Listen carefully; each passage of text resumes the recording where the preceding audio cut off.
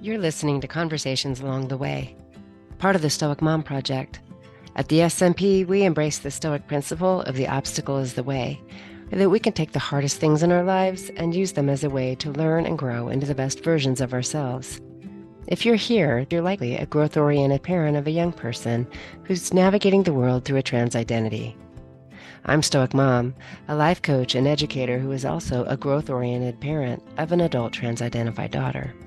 I've committed to having guests on this podcast to bring messages of healing. I invite other parents who found healthy ways to navigate this destabilizing circumstance, whose stories and strategies may inspire you.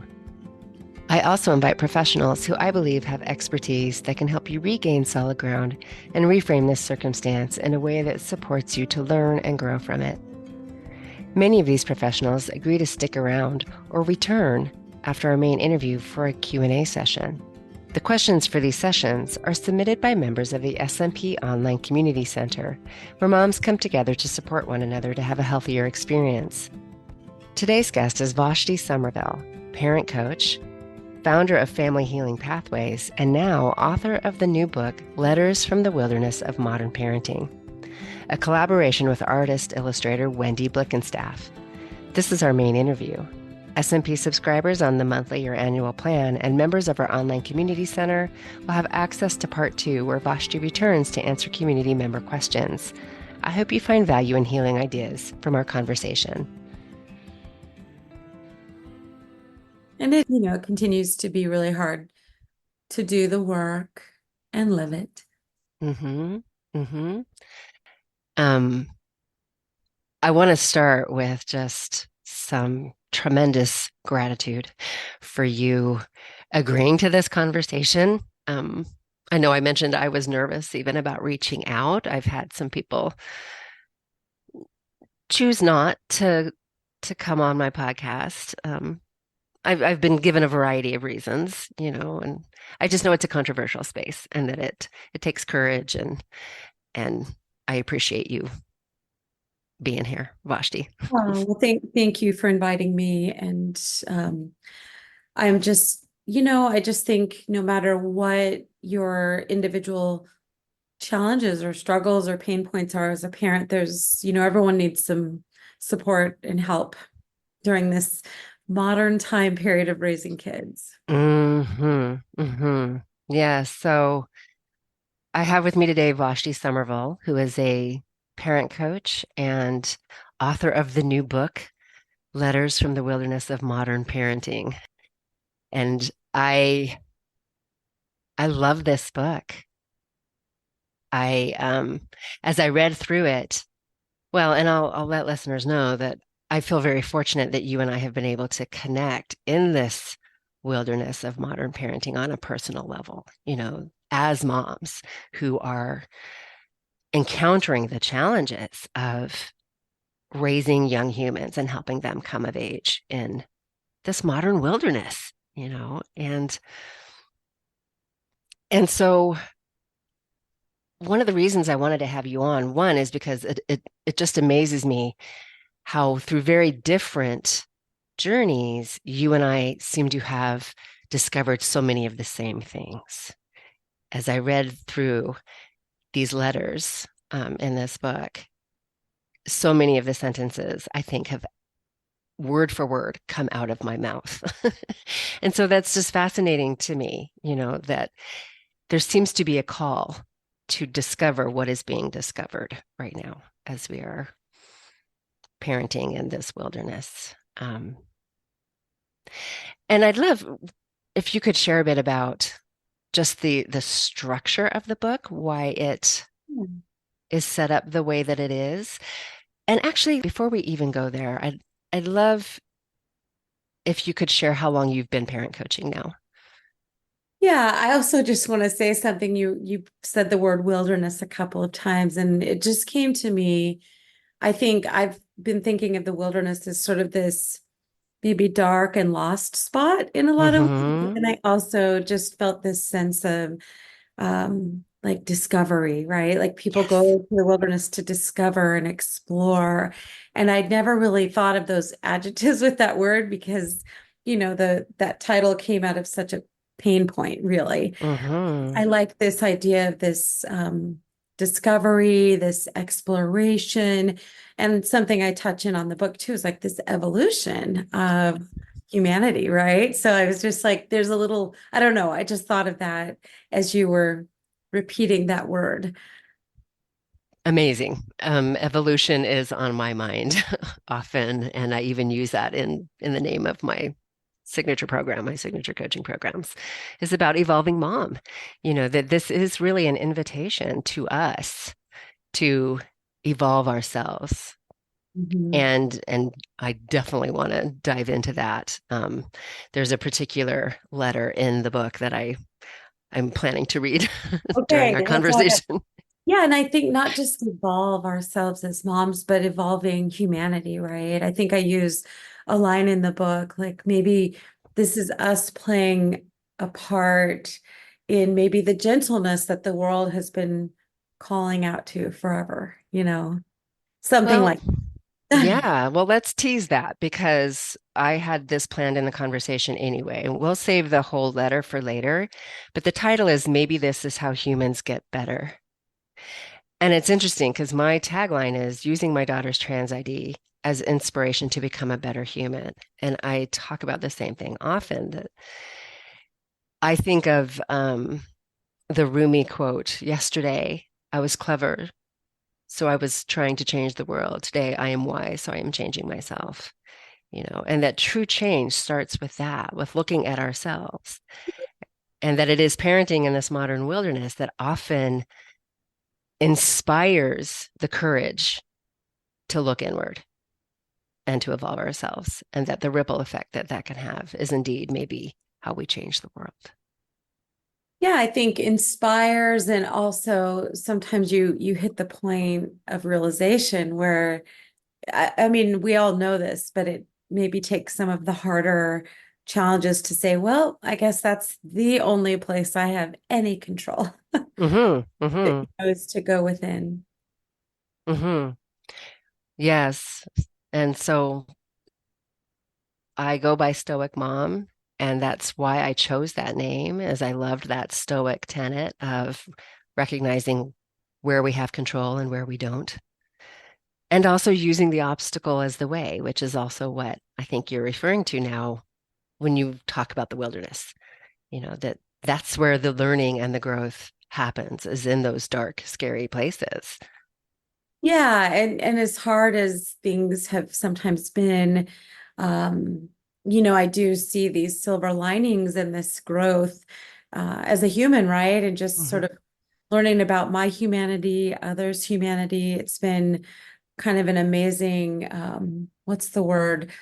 Like a crucible, right? Where Hmm. is shaped into other things. Like it's kind of been this amazing crucible for shaping who I am. And not that I'm done. We're still, you know, Hmm. Hmm. all the time being shaped. But I think that's another reframe. I like to use the word reframe a lot. So I just reframed the word wilderness and reframing some of these struggles as just this material, right? This material for really, really growing for growth. Hmm. Hmm. Hmm. You say reframe, I use that too. I also use the word reorientation because I think that's what it allows us to do. We can be a victim of the circumstance, or we can orient it in a way that we ask the question, what am I meant to learn from this? I think those questions that we ask matter to the experience that we're having. And if we can recognize the obstacle as the way and move through the wilderness instead of trying to avoid going in to that dark, scary place, that the rewards of doing that, of taking that journey, um, change the way we're experiencing the world and makes it a more rich, full experience. Yeah, you use the word reorient, we use the word reframe, and I'm also a mindfulness-based stress reduction Hmm. instructor and practitioner, right? So, and Hmm. right, this idea of with many mindfulness practices, right? It's how do we greet sort of these pain points or these human challenges, the suffering that comes for all of us?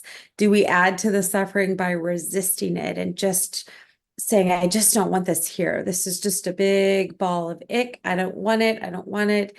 Or can we reorient and say, okay, this is here. How am I going to greet this? How can I deepen my relationship with myself, with others, just become a better human through this thing that has been offered to me. Yeah. That was a breakthrough for me in my parenting journey. And I was able to get there because I thought about what my daughter needed from me. Did she need me to be behaving out of fear and trying to control her experience, which felt terrible for both of us, um, and created a lot of resistance, in her as well? Or could I come at this from the or with the strategy of modeling? Like, what does she need me to model as a woman in the world? And so that was how I was able to kind of get there, if that makes sense. Mhm. That was how I was able to reorient myself, was asking myself that question. Who and what does my daughter need me to model for her? Who does she need me to be right now? Yeah, and I think that's a beautiful realization to come to, right? But I also, this reorienting, it's not a word I've normally used, but I think similar experience of greeting challenges or greeting the hard things that come up. And that can happen. I can have to reorient myself multiple times a day, right? It's not like, okay, I Hmm. reoriented and I'm here and I've arrived. No, because I can slip back into the fear, back into the anxiety, back into the reactivity, the unskilled ways of speaking or with my kids, or meeting a situation in an old way, right? Where I Hmm. like, oh, I've gotten better, but then nope, there's that old pattern reemerges. So sometimes I think this reorienting, to use your word, has to happen, this recalibrating even, right? Hmm. Times a day, because there's going to be just setbacks constantly. It's not linear. I don't always have like, I've got this, I'm really evolved and I'm so skilled. Nope, I still have these moments where like, wow, that was kind of a toddler way of reacting to that for myself, right? Oh, indeed. And I guess when I say the reorientation, what I'm thinking is, and I use this term a lot too, is a guiding principle. I think so many people may not even have access to that if they've not learned it's possible. Like Mm. the way the Stoics say it is the obstacle is the way. And so that becomes a guiding principle. And then I know life is going to bring me many opportunities to practice that reorientation. I love that you use the word recalibrate. I've used that one as well because we're going to get lots of opportunities to practice, to recognize when we're not showing up maybe how we'd like to, and to reflect and to either repair, or sometimes even when we've been practicing long enough, we can catch ourselves in the moment and even reorient in that moment, bring some spaciousness and consciousness to that moment, which I believe is also part of that mindfulness-based approach. Yeah, and I think about neuroscience a lot, right? And how our Hmm. nervous systems work. And in my work as a parent coach, I talk about this a lot. When we have that involuntary reaction, it's like a switch is flipped, and really our nervous system is really agitated, right? And that's, Hmm. you have that anger or extreme anxiety, it almost feels like really involuntary. So sort of noticing in your body when that Yes. switch is flipped and saying, okay, nothing good is going to come out of any continued conversation or forced conversation in that moment, right? We have to allow our nervous system a little time to settle and then come back and revisit, as opposed to, one of my habits was to force conversation. I need Mm-hmm. a solution now. We're going to resolve this now. And it just was like pouring kerosene on a fire, right? Mm-hmm. As Mm-hmm. nervous systems are agitated. And I always tell parents there's no connecting or teaching or anything productive that's going to come when either party's nervous system feels like that. And if we can all think back to a time when that's happened, it does feel involuntary. I think there's a little science thing, there's a brain chemistry thing going on, and just noticing when that's kind of starting to bubble up, and not pushing it, instead retreating a little bit. And my wiring is to push it. I'm mad. I need you to know I'm upset, and we need to come to some kind of resolution. But it usually just spirals in a really unproductive and negative way when I can't, step back in those moments. Mm-hmm. And I can be gentle on myself and on others when I Mm-hmm. is, wait, it does feel involuntary. There is something in the nervous system that's going on. It's not that we're terrible people in that moment. It's like something chemical happens. And I think when we can sort of acknowledge that, go, okay, I gotta settle that, and then I can come back. Mm-hmm. Mm-hmm. Um, I'm thinking of the Jungian approach to the same phenomenon, right? That involuntary escalation, where we don't feel like we are really driving the bus, but something else has kind of taken over. And he would likely suggest that that is something in the shadow, and that this triggered emotion has some important information for us, and maybe again, not necessarily being able to figure that out in the moment, but just noticing what types of things cause you to have that reaction. It can be helpful to explore that and maybe get an understanding of what is taking control. Yeah. Yeah, I was just listening to a Pema Chodron book, and she was talking about the wisdom in our neuroses, right? Like Hmm. those two things kind of co-emerge together. And so you can look at these things that come up and say, yeah, they're challenging. And I wish that those weren't my reactions. I wish that that wasn't there. Or you can say, that's the place where I can mine for the wisdom, right? Map that inner world more, Hmm. Hmm. get to know myself a little bit better. And those two things kind of have to co-emerge or coexist for us to evolve. Yes. Yes. Yeah. Well said. So I'm going to go back to that question about how long you've been a parent coach. How long have you been doing this now? So I've been parent coaching since, let's see, I think about 7 years. 7 years now. Yeah, about 7 years. And do you mind sharing what inspired you to pursue this coaching path? Yeah, I don't mind. So my background is in education. I was actually a music teacher for a lot of years. I've probably taught over 1,000 students. And I was noticing a lot of changes in students, just behaviorally, just like different things, different behaviors in the classroom, more students reporting anxiety, depression, knowing more students were on medication. I was Hmm. seeing all that happen. And then concurrently, the rubber was hitting the road with my own kids, sort of hitting those middle school, junior high years. And we started to experience some pretty big things in our own life. In hindsight, I can see things more clearly, but, parenting a teen for the first time and really not knowing what's just sort of normal teenage ups and downs and maybe melancholy versus what's a warning signal for a bigger mental health struggle, for deeper depression. And I think I missed a lot of those things, just thinking, okay, we've got these teen phases happening, but this was all sort of happening concurrently, right? Seeing things in the classroom, things starting to sort of uh, just get more challenging at home, but not really knowing what was going on at the time. So we our kids have struggled with some pretty big things, pretty major depression, self-harm.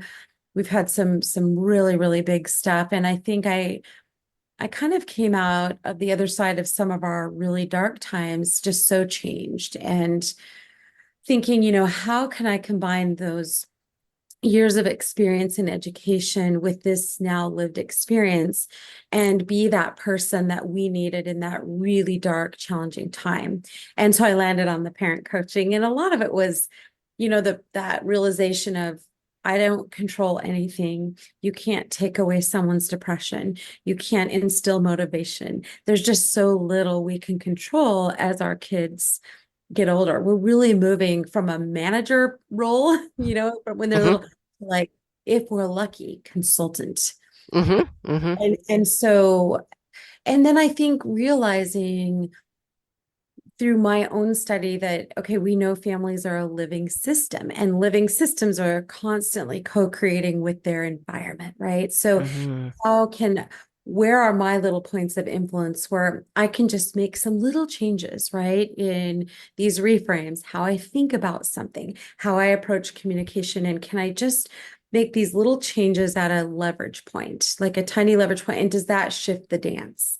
And I can't always predict, well, how's the dance going to shift? But I know it's going to shift from the stuck, we're just like chasing each other around in circles doing the same thing. Can I just give a little different, uh, I guess, presentation for my kid to react to? Just a little different. And does it shift the dance and maybe move that trajectory in a positive way?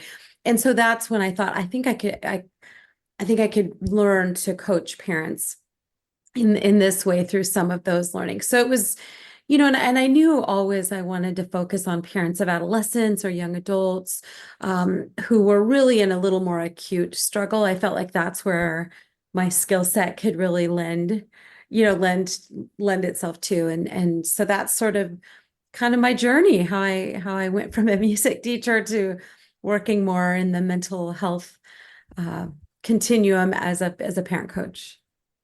Hmm. I love the way you describe that process as baby steps, really, and I'm going to give a shout out to one of my clients who talked about family as workshop. And I couldn't agree more that it is through this actual process of what I'm hearing is experimentation. How can I shift this a little bit, see what happens? Did that work? Is this something I want to incorporate? But that consciousness again to the process and trying little tweaks here and there, to see if it supports the healthy relationship. That word evolving comes to mind again, that's really what's happening here is the relationships are getting evolved. And it is through what that demands of us that our evolution happens, that we build our capacity. Yeah, and I think for me, it became a choice of, you know, this experimentation, which I'm still living this. This is Hmm. Hmm. it's still I keep thinking, life and our relationships with our kids someday it gets really smooth and I'm still waiting for that. And so I think it sort of became this survival for me in the really the some of the hardest times.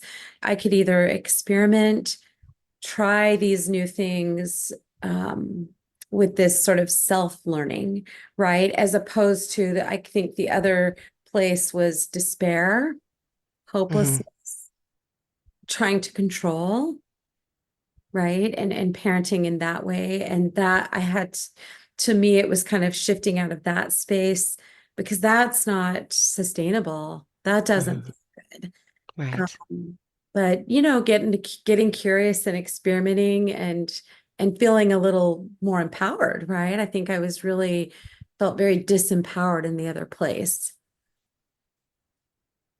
And often it takes, I think, that level of frustration and that sense of impotence to inspire us to try something different.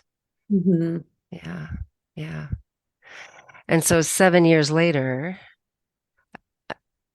there's this book. I'm curious how long ago you started on this, like It's such a beautiful project, and I just want to let listeners know too that it's a collection of letters that are written from parent to child, and I just find it such a beautiful and poignant mix of the parent communicating their own self-awareness and then providing that guidance to the child, and that hopefulness for the child's journey as well. That I Yeah, think it's just so incredibly relatable and speaks to the the challenges of parenting today. So I love the title too, Letters from the Wilderness of Modern Parenting.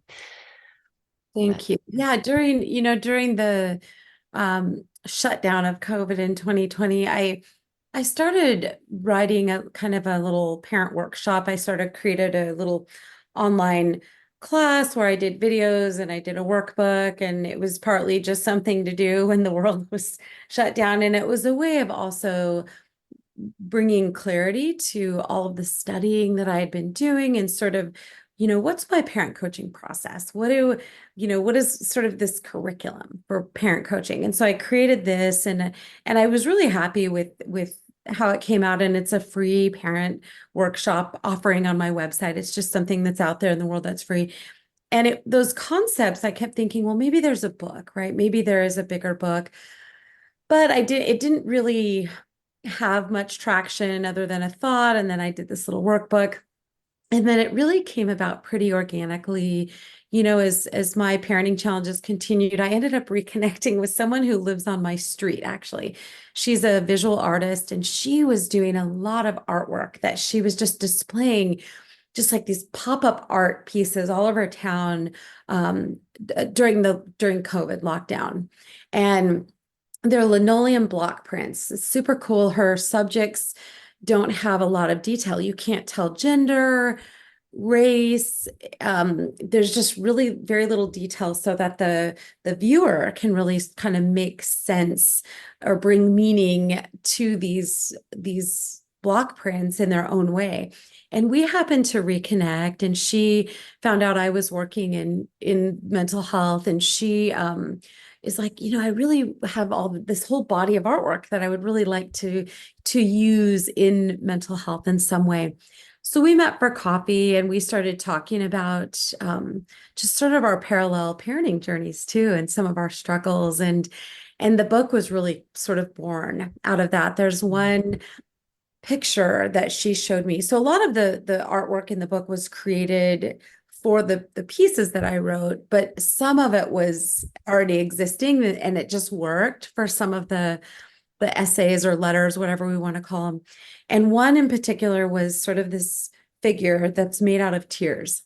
mm-hmm, And they're holding this smaller human, like this child who looks ill, or maybe like they're suffering in some way. But then the child also has spikes, mm-hmm, thorns coming out of it. And that just mm-hmm, captured so much of my experience, that place of despair. You're made out of tears. You don't know how this gets better. You're just having a really hard time visualizing how you're coming out of this, yet you're trying to help this, do your best as a parent to help. But also the suffering child has thorns, and they're sharp. mm-hmm, You mm-hmm, know, it's normal, right, to in some ways feel this resistance between parent and child in the teen years because the teens are individuating. But when kids are experiencing some bigger challenges, the depression can also manifest as um, feeling pretty mean or harsh towards the caregiver, right? mm-hmm, And so that print just captured so much, and that really was the birth of the book. And so the book is structured, they're letters that I wrote. It's not like a collection of letters from various parents. So they're first mm-hmm, person letters or essays written as if the parent is speaking to the child. mm-hmm, They're a combination of my personal experiences and my professional experiences and cultural observations. It's kind of, an amalgamation of all this stuff. So I say they're personal, yet they're universal, right? mm-hmm, I think mm-hmm, that there's so much that does feel really personal to me in it, but most readers are going to pick it up and say, wow, I see myself in this. I see my kid in this. And one of the things that's really interesting, so it's a lot of, I weave in a lot of the parent coaching concepts that I use, but in a really backdoor, side door way. So the book's really unique in that it's first person, right? So there's Mhm. that vulnerability, there's that I voice, and then you've got the artwork, right? There's a piece of art for everyone. So that's really unique, right? It's not just another parenting book because there's not many written in the first person like that. And I think there's a lot of the coaching concepts to glean from it, but it's very different when they're in a first person as opposed to Mhm.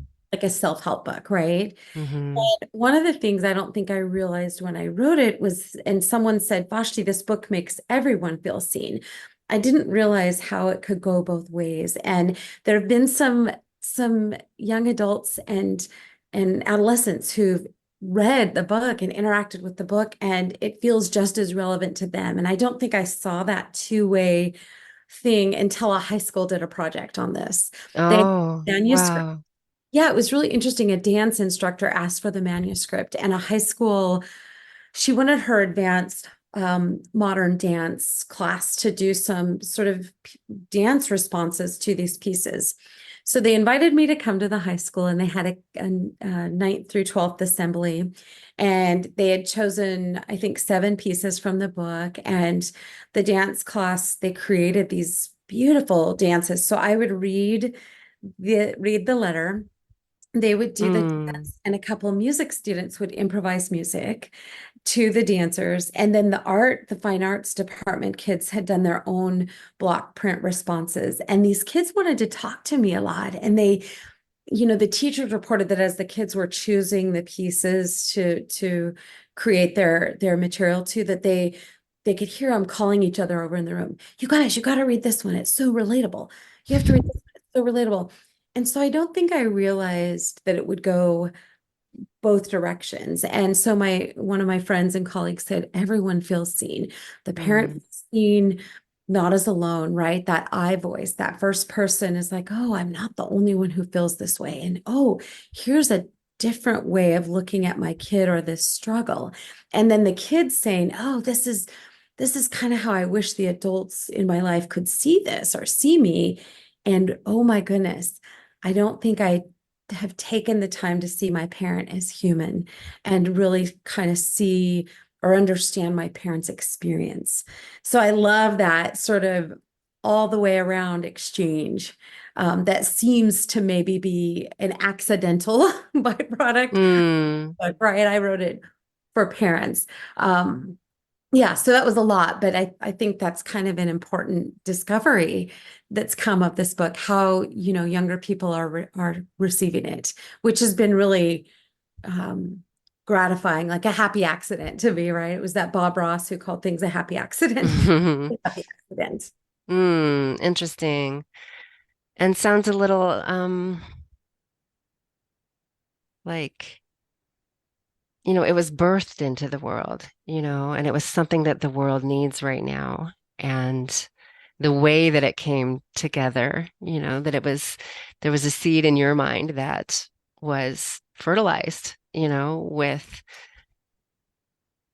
other other humans, right? Other humans' experiences and what they could bring to the table, and that it just continues to grow and gain life, like. Yeah, and I think, I'm a musician and a songwriter too, and there's actually two of the letters are actually song lyrics in the book. Mm, And it's interesting. Sometimes you'll write a song and you're just like, where did that come from? yeah. And you can look, a lot of artists say that, like, maybe I was just a vessel for this in this moment. It came from the muses or whatever. And a little bit, I mean, there's, of course, so much personal experience in this book, but it happened in a way that was completely unexpected, right? And Hmm. so it came to be in that sort of magic way, like that creative, fairy dust of the muses. I don't know, just who Hmm. are creative will Hmm. understand that there was this sort of sense of ease with how it came out, that it does feel very timely. And there's just so much pain right now, right? The pain Hmm. point in culture is so high, and there's just something about it's like this was meant to be like this, because there's a gentleness to it. It's hard, right? There's a lot that's really hard to read in it, but I didn't want it to leave people just feeling deeper in despair and hopelessness. So there's those reframes, or that reorientation, right? This Hmm. new way of, like, yes, this is hard, and can we also um find hope in sort of viewing it differently. And so it just feels timely, right? There's so much out there now. The book, The Anxious Generation, there's multiple Hmm. documentaries, these things that as parents, sometimes we watch and we're like, yeah, this is bad. And you leave that experience of reading something or watching a documentary with, yeah, this just confirmed to me that this stuff is so scary and so bad, but what do I do with it, right? Right. You're right. What do I do with that? And so Hmm. hope is that the book does leave people with some actual tools, some actual tangible sorts of calls to action, right? Hmm. Hmm. A way of, like, there's hope in feeling empowered. There's no Hmm. hope when you feel despair and like things will never get better. Right. So I hope that that people leave the book feeling empowered, even though some of the subject matter is really tough. And I have a funny, tiny little thing to tell you. I have a lot of little kids on our block right now, right? I raise my Mhm. kids on this street, and it's so fun to look out the window of my office sometimes and see kids learning to ride their bikes or playing. And that was, my kids not that long ago. And one of the neighbors knew about this book, and they were having an auction, fundraiser auction at the elementary school down the street. And she asked if I would donate 5 autographed copies of the book. And I said, well, I would be happy to, but I don't think that this is, just I felt like an parents of elementary kids reading this book, it might really frighten them, right? Mm. This is like book where someone who's really kind of deeper into some of those teenage struggles. Hmm. Yeah. And so it was just sort of a funny little moment where I said, I'll donate like a parent workshop or something like that. But I think this book might actually frighten these parents. Like, whoa, these things, because I always say that these big things that we've gone through or that we're presented with Hmm. are not in the what to expect when you're expecting. Right. Right. Yes. Never in your wildest dreams when you're parenting, you have this beautiful little baby. Do you think we're going to go through these things on this level that we're seeing? Hmm. You just don't Hmm. think that. And I want to use that to go back to that theme we started with of what is evolving right now? What is this wilderness trying to communicate to us as humans about what is happening right now? We thought that making our children's lives easier was a good thing to do for them. And yet, what I think is being communicated is just how hard it is to grow up in today's world, you know. But I do think it's valuable to kind of pull out, you talk about creating a gentler world. I think right now, there seems to be some content I'm seeing that is, I think, pushing for the pendulum to swing back, that where there's a sort of critique of gentle parenting. And I'm a little concerned about that we're throwing the baby out with the bathwater here, and that there is a call to be, I think, more conscious when it comes to parenting. Yeah, go ahead. What are your Yeah, this thoughts on is that? really nuanced. This is really nuanced, right? Hmm. So a Hmm. lot of times I'll talk about, I didn't create this concept. I read it somewhere. There's 4 basic parenting styles. There's neglectful. And if you Hmm. look at this as a continuum, that's on one end, and then permissive, and then you'll hear this word authoritative, and then Hmm. authoritarian. And Hmm. authoritative is the sweet spot, right? That is the sweet spot that's really hard to land on. And I was raised, I think, a little more authoritarian. And my mom and I have had multiple conversations about this. And, she parented with what she knew. We parent with what we know. Hmm. And it was kind of that era of do what I say because I'm the adult. And there wasn't a lot of being in tune with what's your wiring. how are you wired as a unique human, Hmm. and also sort of emotional, social emotional learning that was just never talked about, right? And then the pendulum swung to sometimes it feels like that's all we talk about. And this sort of gentler parenting style can also seem really permissive. And you have these terms, helicopter parent, Hmm. snowplow parenting, like all this stuff. And I think what I see is the pendulum did swing pretty far from Hmm. authoritarian Hmm. over to where sometimes maybe it's a little more permissive. And I think Hmm. especially when you're parenting a child going through depression or something that, like, a lot of struggles, you're either wanting to soften the world for them because you just feel so sad for what's happening, right? And so you become a little too permissive. And part of that is that we have a really hard time sitting in our own discomfort when our child is struggling in any way. And so Hmm. we problem solve, we cheerlead, we distract, we deny, or we Hmm. soften too much. And then, as I described that piece of art, the thorns come out, and then our defenses go up, and we leapfrog over the sweet spot. And we leapfrog over to being a little more authoritarian, maybe how we were raised. So we're kind of leapfrogging from these two extremes and missing the sweet spot, which I think causes confusion within ourselves and for our kids, right? It's like whiplash a little bit because you go from like over functioning as a parent to like, I'm going to put the hammer down now because Hmm. things are scary, the behaviors are scary, I'm feeling defensive, you're being kind of poking at me, whatever. But the sweet spot is, to me, that authoritative, that word means I can be the parent Hmm. and hold the boundaries that lead to the end goal of raising a capable, resilient, independent, compassionate adult. I can hold the boundaries that lead to that, but I can also be in tune with the fact that your feelings exist and they're real as a child, right? Hmm. Hmm. Or maybe your values system or the path that you want your life to take, or you visualize your life taking as a young person, is a divergence from our family, maybe, right? Hmm. And Hmm. so I can be in tune with those things um and be gentler in those ways, but also hold the boundaries that I know are life-giving boundaries, leading to, once again, this end goal, which isn't happiness. People say, I just want my kid to be happy. Hmm. That's happiness is fleeting. You want the Hmm. feeling of resilience, right? This kid that feels empowered to navigate all the ups and downs in life. Right. That's the end goal. So that independence, capability, resilience, and compassion, right? So I think that the pendulum swing we have to have a lot more coaching on landing in that sweet spot. And the sweet spot's really hard. It's Hmm. really, that target is hard to nail, right?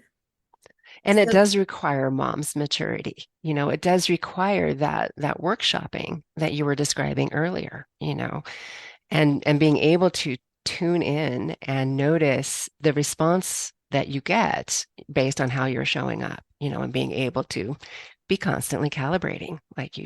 like you talked about. Absolutely. And I think, culturally, there's a lot of mental health Hmm. content that on Hmm. like TikTok and things that the kids are accessing and Hmm. self-diagnosing. And I think part of it is looking for explanations for Yes. the internal struggle, right? Hmm. And so there's a lot of labeling and this self-diagnosing, and there's a lot of pathologizing of some of normal life suffering. And I Hmm. can say this, right? I once again, I borrow or steal things from, I read so much and listen to so I much, know. I can relate.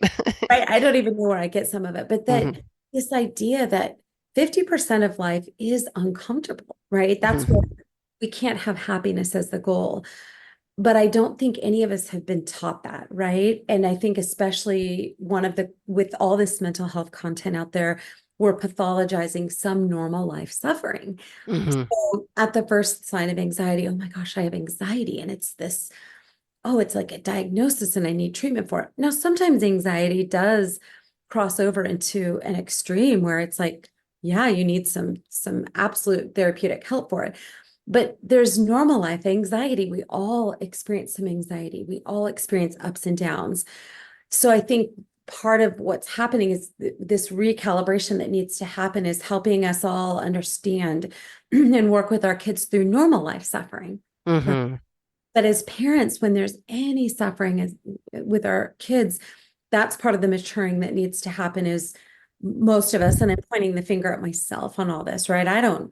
I teach this stuff. I don't get it right, right? I'm living it. Mm-hmm. Big Mm-hmm. messy boat with everyone. But this ability to sit through our kids having these times of discomfort, uncertainty, challenge, but oftentimes we just can't contain that. We can't hold it. And so Mm-hmm. we jump into these modes of problem solver, cheerleader, distractor, deny, and none of those modes cultivate or create conditions for our kids to cultivate resilience. None of those modes actually work against resilience. Mm-hmm. Mm-hmm. As opposed to I can sit with this and show my kid, right? All right, you're bringing these really big feelings, and I can handle these without having to do something about it, Mm-hmm. letting you wrestle with this, right? And greeting you with some parenting strategies that guide you to invite you as a child to connect with your own insights, map your own inner world, create solutions to your own challenges. Right. That's a really different way of greeting them as opposed to, okay, I'm going to jump into, you got this, you can do this. Or it's not that bad. You're really overreacting or like, let me whiteboard this with you and Mm-hmm. for you. I think that's keeping us stuck.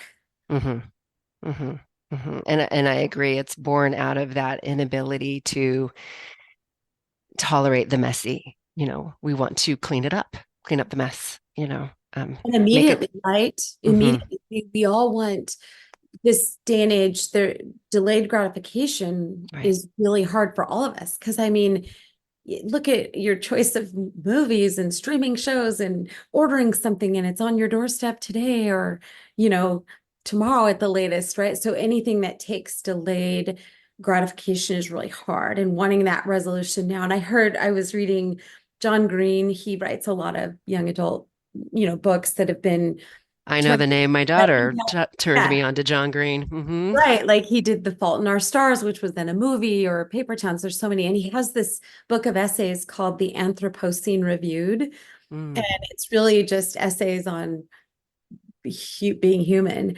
And one of the things he said in there, there's that saying, don't just stand there, do something. And in the book, he had it, don't just do something, stand there. And I thought that's like so perfect for giving Mm-hmm. just giving some space and not always having to solve. Mm-hmm. And, Mm-hmm. and sometimes our energy just makes it worse too, Mm-hmm. right? Oh, That needs yes. to do something. You know what I mean? Oh, I do. Yes. And that was another sort of guiding principle that I adopted once I was able to see, and kind of do some of that experiment and notice when my responses, which were really reactions, to my daughter's behavior, were fear driven. That anytime I was acting out of fear, I was escalating things, I was making things worse.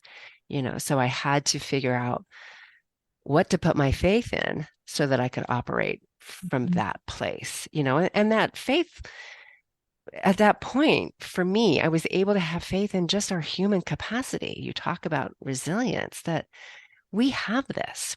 We have this in us if we know about it. There's just that idea too that we've got to have the understanding that it's there. But when I could put my faith in my daughter's capacity to mature, Mhm. and to figure things out, that allowed me to settle and allow for her process. I can still be there supporting her through that, but I don't need to do it for her. And I think that's where a lot of moms are making that transition from, as you said, manager to consultant. And that is an evolution. It is a process. It's not a decision you make one day. It's that workshopping and that doing the dance, right? Yeah, and if you think about that, and making that shift and how it changes the dance or the cycles or the patterns, if you think about a young person building their identity, right? And their Mhm. that narrative of self. And I think when you can make that shift like you made, there that's bound to change the narrative of like, okay, my mom is feeling confident in my abilities, Mhm. as Mhm. opposed to when we jump into problem solving mode, it almost perhaps, their narrative is shaped like, I can't do this on my own. Yep. I need other people to solve this for me. Mhm. And if we look at mental health and protective factors, a sense of capability, of Mhm. self-efficacy, like feeling like you can do this, that is a mental health protective factor. Mhm. So there's that just feeds wellness, I think, when we can do that. A quote I like to use a lot with parents is the core of the relationship with the child is the way they believe you see them, Mhm. right? Mhm. Does my do my parents see me as capable? Do my parents see me as broken? Mhm. And that's really hard when they're suffering, right? It's because it can be Mhm. both things. And um, but I think that's a really important thing. And in the book, I talk about there's an essay called The Right Kind of Bubble Wrap. So what is that bubble wrap? And I think that bubble wrap is your kids feeling a sense of your confidence in their ability to Mhm. navigate life. Mhm. Mhm. Mhm. Yeah. Yeah, you just said it. Um, and it's hard. Like you also acknowledge that. It can be really difficult to find that faith when things look and feel so messy. I think it is that mess that can prevent us from seeing that. And it, I think it is so important for our children to sense that from us. Yeah, our faith in them and can make a huge difference in the outcomes. And maybe that's our sort of warning system when we feel that despair and it's Hmm. saying, okay, this is the time to pause, right? This is the Hmm. time to don't just do something, stand there for a minute, right? And Yes. just put space so we have more choices instead of immediately jumping into action. Um, Hmm. and that cultivates greater awareness, right? And all change starts from awareness.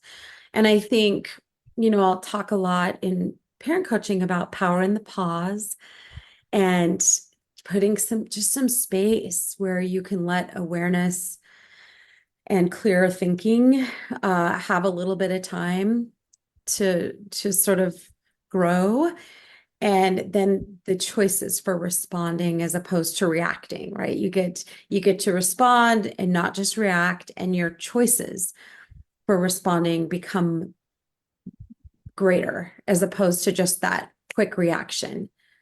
So I think that's really important. And one of the things with the power and the pause, I will often say to parents, my mantra during some of our most difficult times was, okay, I'm about to have a communication. I'm going to take a pause and ask myself, is this communication meant to control or correct in some way, or is it meant to connect? Hmm. And having to offer or having to opt for connection whenever I could. Because when a child is suffering with extreme depression, there's a lack of connection Hmm. to self, connection to others, connection to a sense of purpose, right? You can distill connection down into a lot of different buckets, but not wanting to cause greater disconnection between the caregiver in that moment. So is this communication meant to control or correct in some way, or is it meant to connect? And I think we can dovetail that into like the relationship bank account concept, right? The Gottman Institute, all the studies on it takes 5 deposits to make up for one withdrawal. And a withdrawal, can be when our switch flips, that involuntary reactivity, right? And it's going to happen because we're human. So how do we have that relationship bank account robust enough to weather those? Because they're going to happen. And deposits can look like just not taking a withdrawal, just taking that pause as a deposit, right? Hmm. Deposits Hmm. aren't just compliments. It's changing the dance. It's trying something new. That's a deposit. And I think, that is this communication meant to control or correct in some way. If we really look at that, I wrote a script out one day when my kids were still in high school. What is it? How are they receiving me? How do I make them feel? Hmm. What I love is the Maya Angelou quote, people will forget what you said, Hmm. will forget what you did, but people will never forget how you make them feel. Yep. Yep. I thought, how do I make my kids feel? And I wrote out this script, and life's busy, everybody's doing their thing. And so there's these windows of time, like before school, after school, maybe, before bed. It's just these moments when we have actual time to interact. So the script that I wrote out, it was horrifying to me because it was just a series of corrections, right? Did you talk to your math teacher today? Hey, I asked you to unload the dishwasher. You didn't do it. Get your coat. You need your coat. Have you made your lunch? And it was just this series of, during our limited windows of interaction, it was correct, control, remind. Hmm. I thought, well, Hmm. that can't feel good to be on the receiving end of that. And Yeah. so then how could I replace some of those with, like, maybe just holding my tongue and not saying all those things when I have my parent hat on. I've got so much wisdom to impart, and I've got to teach and manage you, The and compulsion to parent, I call yeah, the that. Yes. compulsion to parent. So could I just sort of like take a pause on that and not say as much, or figure out some new little ways of communicating that didn't feel like that, and so that maybe I would be received a little bit different, and then that taste my kids were left with, that flavor of that interaction, was better, right? Not just, wow, my mom was just poking at me. And when you said, shifting from manager to hopefully, you included that adjective, that modifier, to hopefully be a consultant. And by showing up the way you're describing, connecting first, then your child might be open to the consultation. Or if you're just coming at it trying to manage them, you're going to get that. The thorns are going to come out. And so, yes, it's kind of a win-win if you recognize it's available to you and can access it, which is a practice, that is that sort of continual calibration. And any given interaction is not, I think we can make things really, really high stakes. And if we can chunk it down and um, part of the reorientation that I think makes it attractive is you're kind of playing a different game now. Now each interaction like this is an opportunity to test it out, you know, see how it went, and to often botch it, Mhm. but then you get to reflect and learn from it and use it as an opportunity to repair, which is also important to model And for the that's a child. deposit, right? Yes. Being able to repair after rupture is a deposit, and that's relationship maintenance. And Hmm. that is absolutely a deposit. And it's modeling, right? You brought up the Hmm. word modeling. So are we modeling repair? Are we modeling making deposits? And the hope is, part of that, if we want to raise this independent, capable, resilient, compassionate, young adult, right? Learning in their relationships through the way we're modeling how to make deposits. And you Hmm. hope at some point that they see us as human, and as their parent, right? As like also a human being, just muddling my way through, and that you also hope that someday they're going to also make deposits, because a lot of times, Yeah. if we're really honest, we're doing this from a really empty bucket. These Mm-hmm. kids, they're individuating. I've heard this term, live on a planet of one. They're not wired to think very far outside of themselves in a lot of ways. Hmm. Hmm. And especially not to think of the parents. Like, it's like this time in life where you're resisting, individuating, moving away from parents, which is pretty depleting and hard, right? Hmm. The parent, and because we all would like to have our buckets filled too, right? I'd like to feel like my kids are making deposits, and sometimes they aren't. And so I feel like I'm doing this from a really empty place sometimes. Um, which you talked about, making parenting decisions or interactions from that place of fear. I think the other place sometimes I find myself making choices from is a place of hurt feelings, a place of taking things Mm-hmm. personally. And that's Mm-hmm. something I really have to work on, right? Because Mm-hmm. I'm offended a lot of the time, Mm-hmm. um, hurt and feel unseen and misunderstood.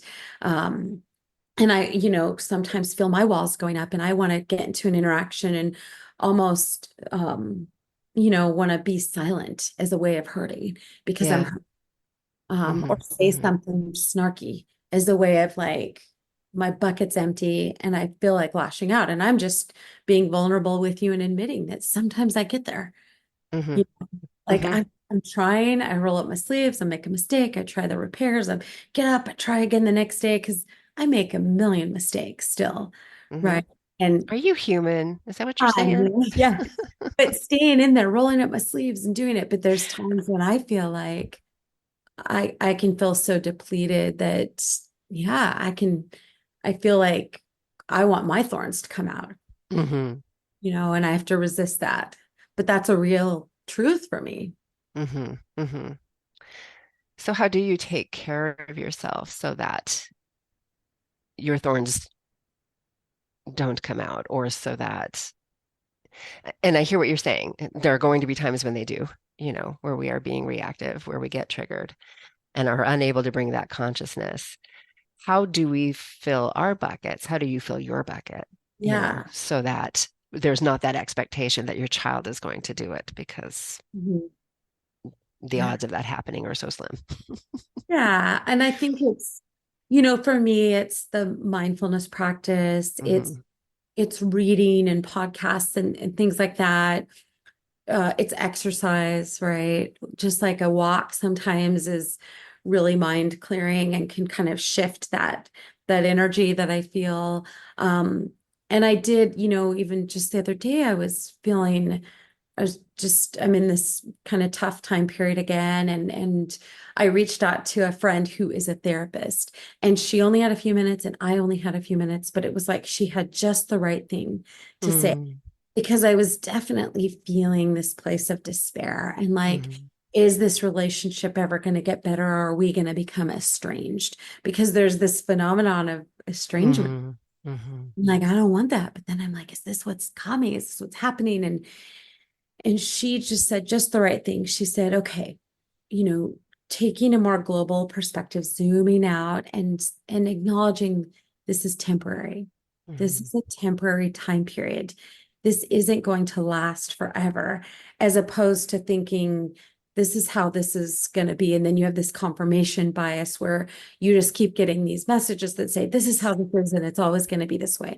So Self-fulfilling prophecies. yes. Yes. Mm-hmm. Yes. So starting with the mindset of it's temporary. Mm-hmm. Right? Mm-hmm. This is temporary. I have to remind myself it's temporary. We're gonna move through this season and there's gonna be another season. And so letting that be the container that I'm holding it in and then Mm-hmm. leading with love, leading with love, leading with love. Because Mm-hmm. sometimes when I get in these places, I mean, I'll just be vulnerable and admit it. Like I feel like lashing out and being hurtful, not in a physical way, but emotionally. Like, Mm-hmm. Mm-hmm. I'm gonna put a wall up, I'm gonna not talk. Maybe I'll just disappear. I mean, I have these thoughts as Oh yeah, I can relate. I called that my escape complex. Yes. yeah, and it was so I just watched a show on, I think it was on Apple TV with Annette Bening called, I think it's called Apples Never Fall. Mm. Um, and it's the apples never fall far from the tree, that thing. Mm-hmm. Mm-hmm. Oh, it was really dark, but such an interesting study in families, family Mm-hmm. dynamics. And to me, I don't want to give away the show, but there was this plot thread with the mom that was so relatable to me. You just feel so beat up, so unseen, like you've tried to own your mistakes and you've tried to show up and do better every day. You've tried to give, you've tried to make those deposits and feeling just so invisible. And there was just this plot line with the mom that I was like, oh my gosh, that is so relatable. And actually, I'm terrible at predicting the ends of shows. And I totally called the end of this. I think because the the mom was so relatable to me. Mm, It was more dramatic and, Hollywood, bigger situations, but there were these little teeny threads that felt so real and so just relatable to that human experience of being a mom. And this going back to unhealthy coping, this escape, what did you call it? the escape complex. Like, I'm just gonna run away They'd be and better off without me. yeah, and like let them worry about where I am for a minute. Yeah. And I know that's completely unhealthy and not, but Hmm. that's that real thing that comes up sometimes when I'm that depleted, Hmm. that I'll show them, right? Hmm. Hmm. Hmm. I You used to have know, fantasies about I'll show her, yes, yes. right. And just that honesty of being in that place of like, I am empty, Mm, hurting. hmm. Hmm. Hmm. And I think I'm going to circle back to the evolution again. The consciousness that you can bring to that and asking yourself the question, what do you want your daughter to pick up or your child to pick up from you? Because it is generational. They will absorb our coping mechanisms. And so finding a way to shift that, like for me, that became very motivating is what skills do I want my daughter to have? Um, and so that it just inspired the persistence to keep at that, to model something different, to Mhm. break the generational pattern, if that makes sense. You know, Yeah, it's like the little Russian dolls, the dolls nested inside the yes. dolls nested, and it is this, um, I really don't harbor things from my childhood, I mean, maybe if I'm honest, like sometimes a little resentments will come up, but for the most part, I feel like I can look at my mom and say she was doing the best she could with the tools she had Hmm. and with Hmm. the circumstances. And hopefully she looks at my grandmother that way. And it just, Hmm. but it's this idea of generational healing, right? And if we Yes. can take these small action steps in our own families, starting with like within ourselves, right? That to me is the hopeful part when you look at how overwhelming the challenges of the world feel. Hmm. And we can be in despair, right? Our kids are in a place of despair. That's a piece of this. How do they Hmm. visualize a future for themselves in the world as it is? Yes. Yes. And we can all be that way a little bit, but the undeveloped brain, I mean, that's a piece of the mental health crisis, right? They can't visualize a future because everything seems so absolute and absolutely on the like path to destruction, right? Hmm. And Hmm. so dialing it back, okay, what's in my control? Starting with my inner world, starting Hmm. with how I'm gonna to greet these situations with my child, and then hopefully the ripple effect outward, right? Like this little tiny actions that then bring about generational healing and modeling, and there's just these ripples that I feel that's where the hope for the world is, right? Because there's no politician that's going to come in and save and fix all this, right? And there's even Hmm. a Goethe quote of, I think I'm going to get it wrong, but it's like we start cleaning up the world by like sweeping our own front steps. Hmm. Hmm. Yeah, Hmm. that like was very not poetic, but there is a quote out there about that, and goes back to that's in my control. So Hmm. sweeping my inner world, and then it Hmm. gets cluttered, and I trip and fall and make a million mistakes. Okay, I got to go back to that because that's the only place I have control. Hmm. Hmm. Well, this has been amazing. I'd love to end by reading this letter titled "May This," or I'm sorry, maybe this is how humans get better. Before I do, or do you have the book nearby? Maybe you could read it for us. Well, Do I you have it? probably have a copy somewhere. I'll let you read it. It'll Okay, be fun for okay, me to kind of hear it. I haven't revisited it in a while. Oh yeah. okay. Before I do that, could you please let listeners know where they can find the book and find more about your work? Yeah. So I have a website, familyhealingpathways.com, and that talks about my work, the services I offer, and then there's a tab, online learning tab, and that's where there's a lot of free resources to that parenting course that I created, that I've talked about earlier in the show. And then podcasts, right? There's episodes of a podcast I did, I think 72 episodes, and I pulled it down off all the podcast services because I wasn't creating new ones, but I have them all kind of housed on there on the website. And then there's links to the book. We created a little publishing company called Showing Up Better. Mm. So showingupbetter.com.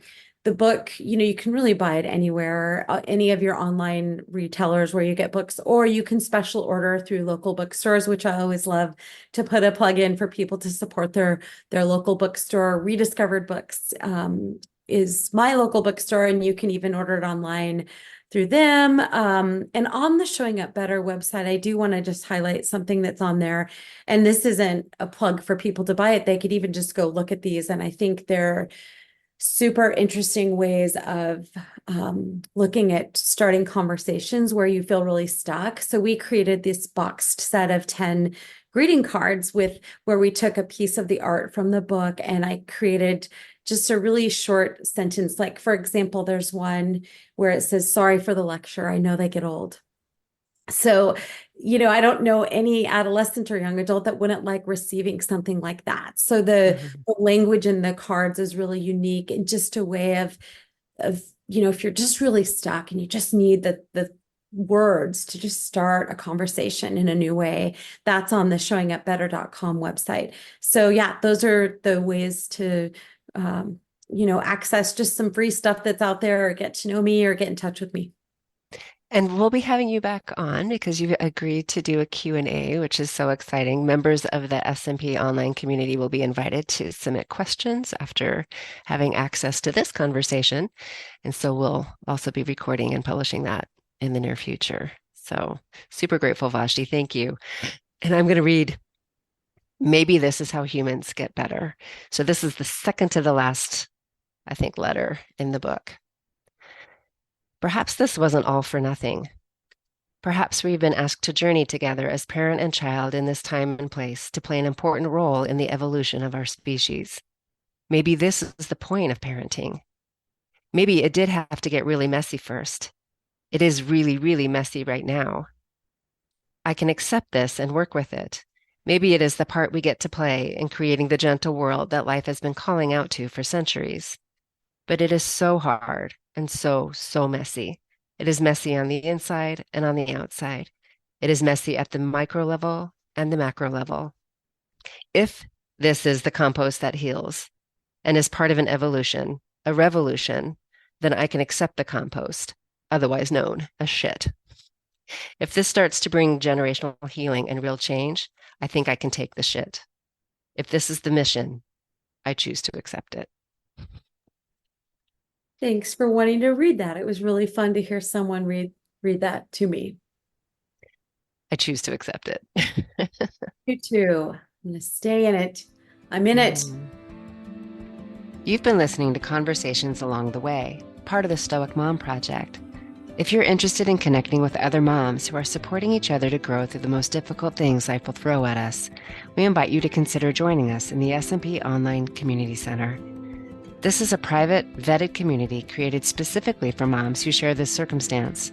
For more information and to express interest in joining, please visit the SMP Community Center tab at stoicmom.substack.com to learn more, or simply fill out the application included in the show notes of this episode. Thanks for listening, and hang in there, Mama. There's light at the end of this tunnel.